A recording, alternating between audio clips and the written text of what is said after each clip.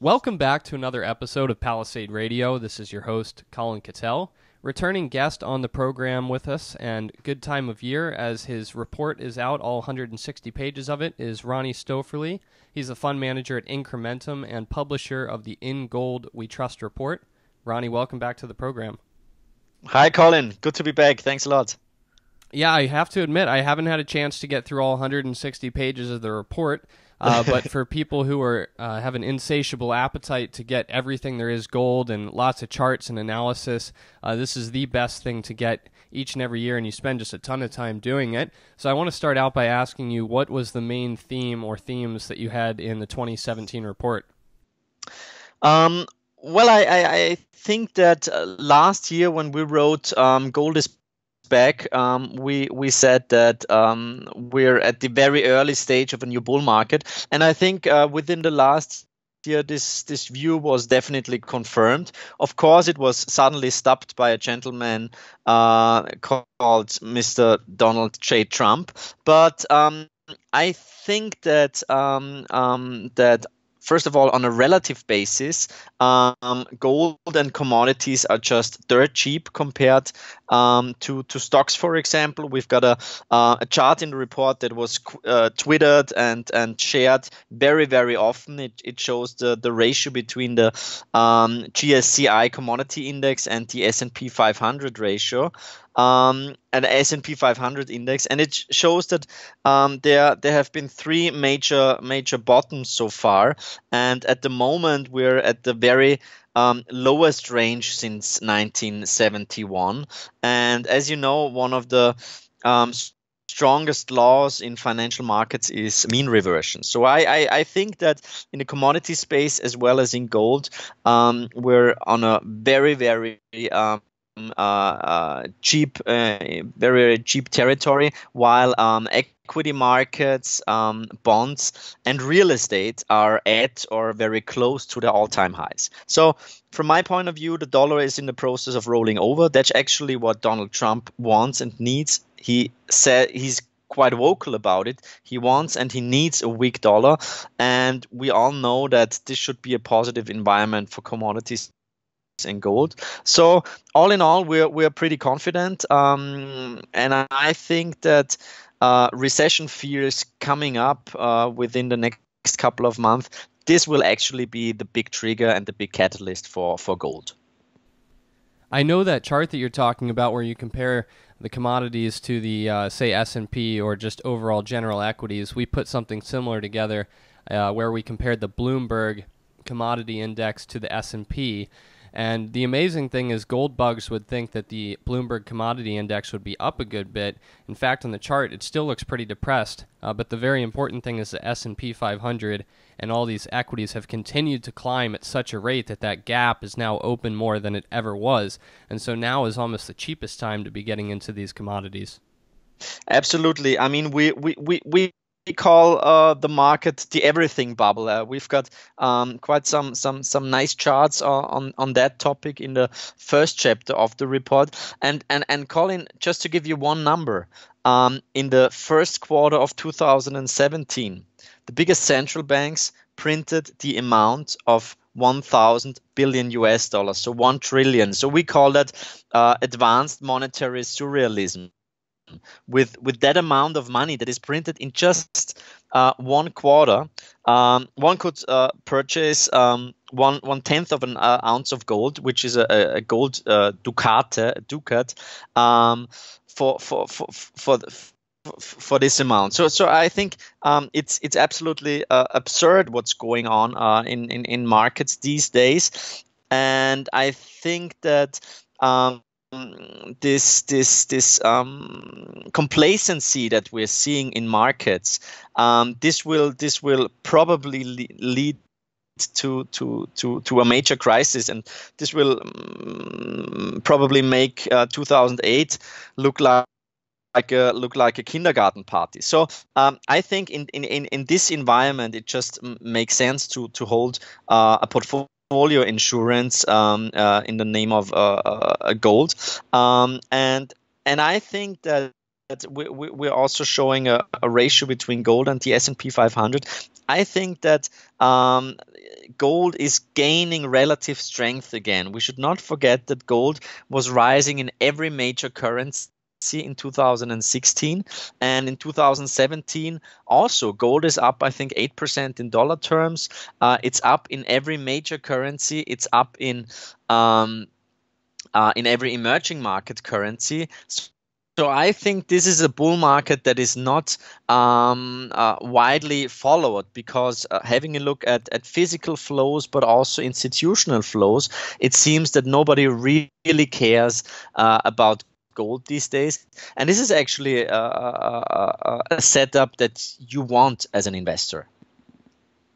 Ronnie, if I were a skeptic, I might say that many of the same ideas that you're discussing right now were also there and present 2 or 3 years ago. Everything seemed to be lining up for gold. Government debt creation around the world was at an all-time high then.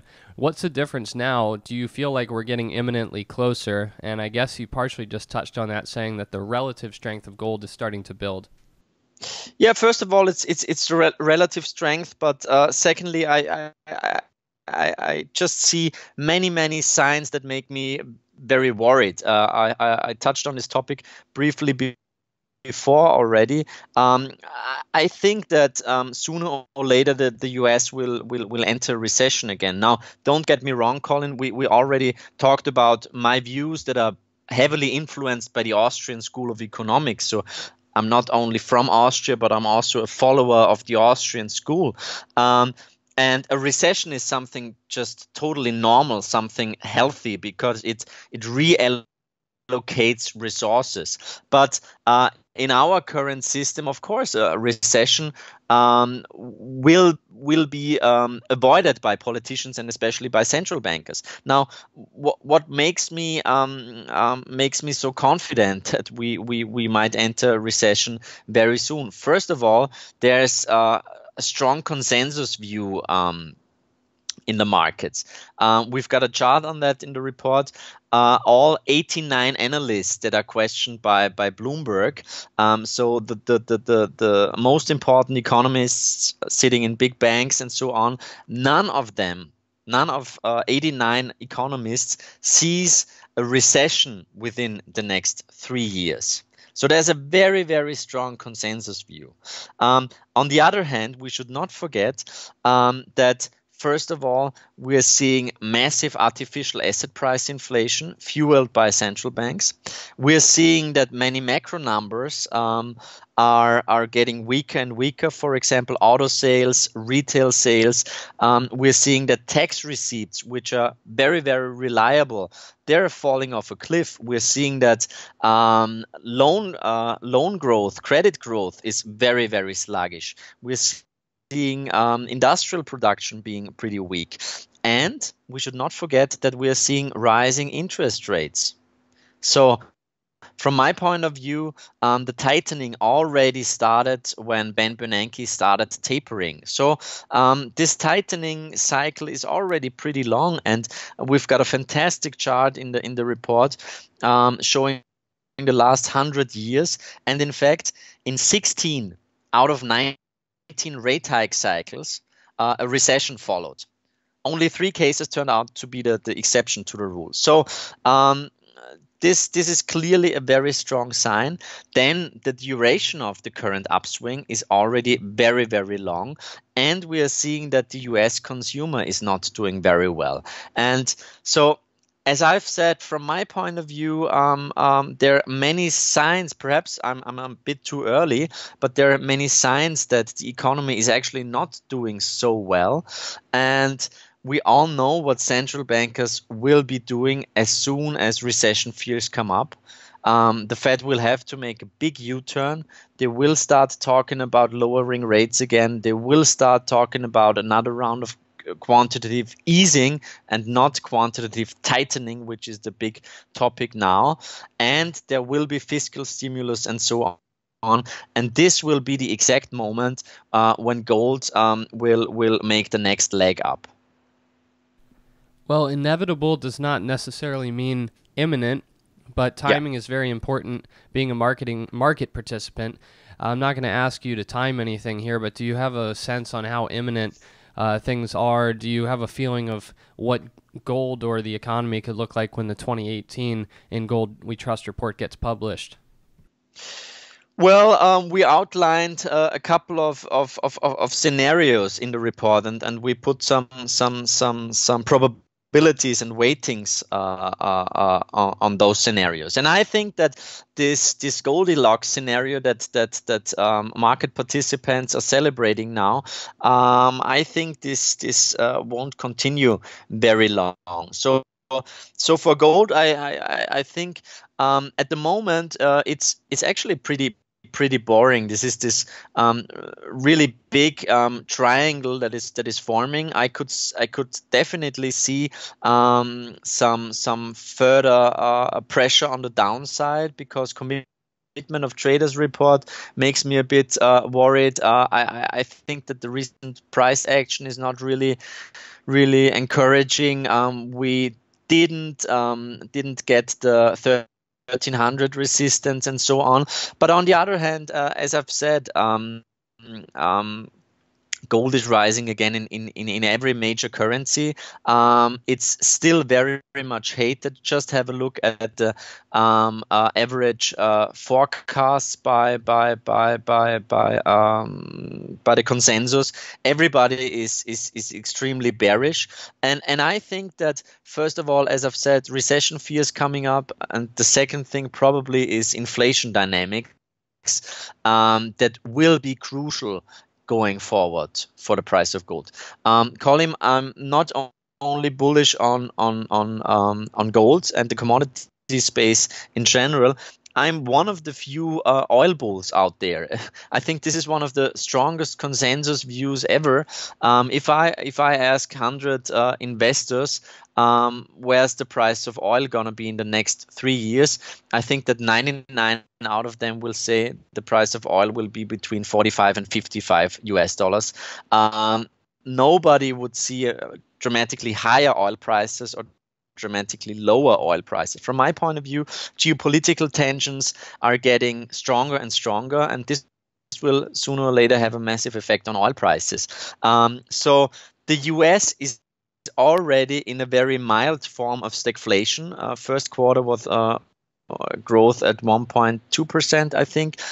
Inflation was slightly below 2%. So we are already in some sort of a stagflationary environment, but nobody really recognizes it. And in our book and also in the gold report, we wrote that a stagflation will probably be the pain trade for every traditional portfolio allocation. And this is actually a scenario that is highly likely because the Fed now is already talking about raising the inflation target temporarily up to 3 or even 4%. So we should not forget that politicians as well as central banks, they want and they need higher price inflation. And we're already seeing massive monetary inflation. We're seeing massive asset price inflation. And sooner or later, price inflation will follow. Ronnie, I'm sure you've been keyed into the fact that volatility is at an all-time low right now. In fact, I read earlier this week that in the last 25 years, the VIX has only traded under 10 on something like 18 trading days, but 10 of those have been in the last month. And so volatility is at an all-time low, which I think means investors are getting completely complacent with this everything bubble. Certainly that's going to have some implications when that turns around.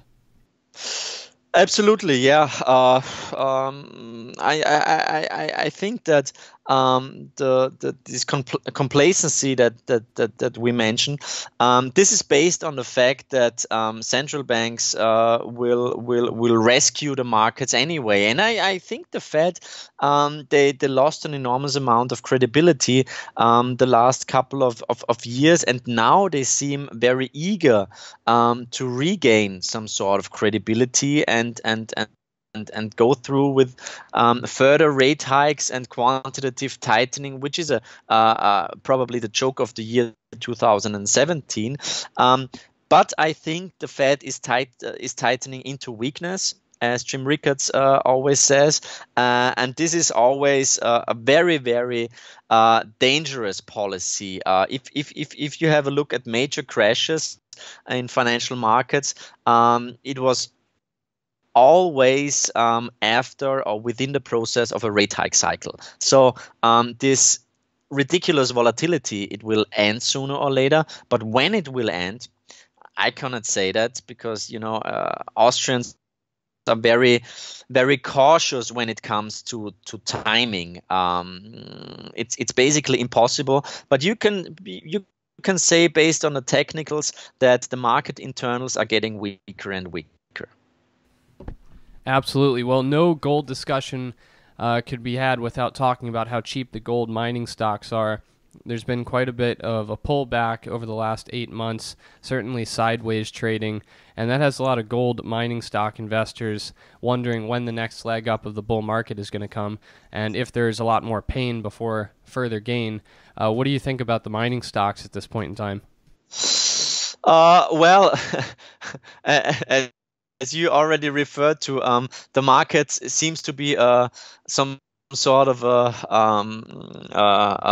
maximizer of pain. And I'm at the beginning of the chapter about the mining stocks. I'm quoting a gentleman called Rocky Balboa. I'm actually a big fan of the Rocky movies, and he said in Rocky 4, he said, going in one more round when you don't think you can, that's what makes all the difference in your life. And it seems it's fits pretty well to investing in mining stocks. It's really kind of frustrating, because we have seen this major drawdown since 2011, down 75%, and last year we have seen a big rally, but then beginning of middle of 2016, another big leg down.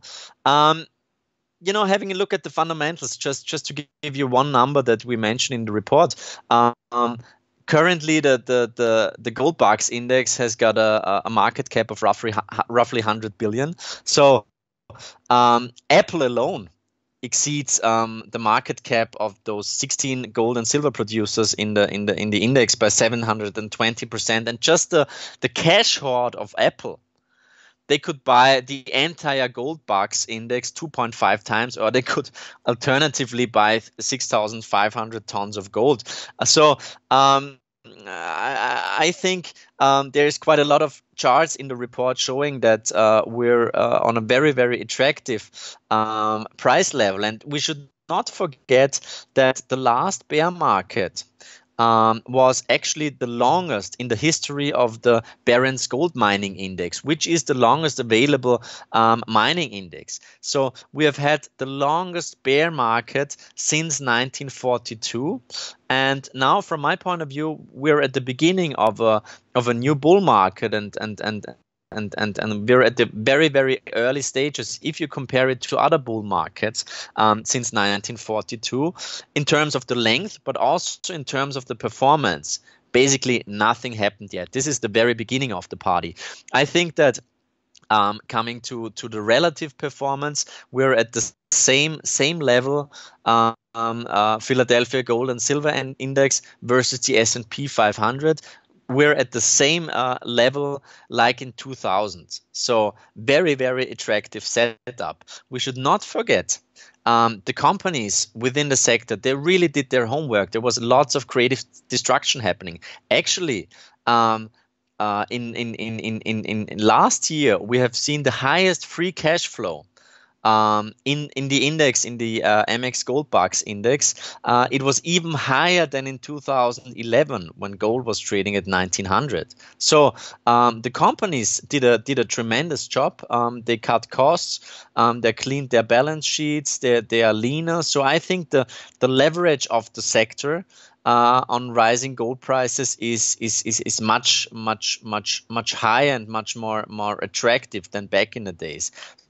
So I think this is one of the very few sectors that are currently extremely underweighted by the investment community.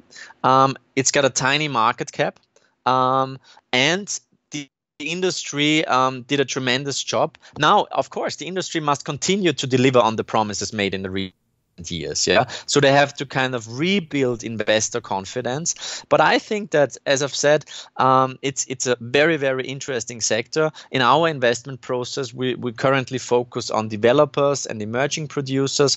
I'm also an advisor at Tudor Gold, which is a interesting company in the Golden Triangle. So for the longer term perspective, I think there's huge opportunity within the sector, and as the great Bernard Baruch, one of the greatest speculators, once said, a speculator is a man who observes the future and acts before it occurs. So that's the way to go. Very good. Well, Ronnie, thank you so much for coming back on the program. And for listeners who want to download that report, it's available for free at ingoldwetrust.report. Ronnie, thanks so much for taking all those hours away each and every year and putting 160 pages together. It's a plethora of information, and investors certainly enjoy it. I think you have millions of downloads on that. Yeah, it's a great pleasure. We had more than 1.5 million downloads last year, and I'm pretty confident that we'll have even more this year. So probably a good weekend reading or holiday reading, but there's also a compact version with like 30 pages for readers who don't have too much time. Yeah, thanks again, Colin. It's been a great pleasure, and all the best to you and all your listeners. Thanks.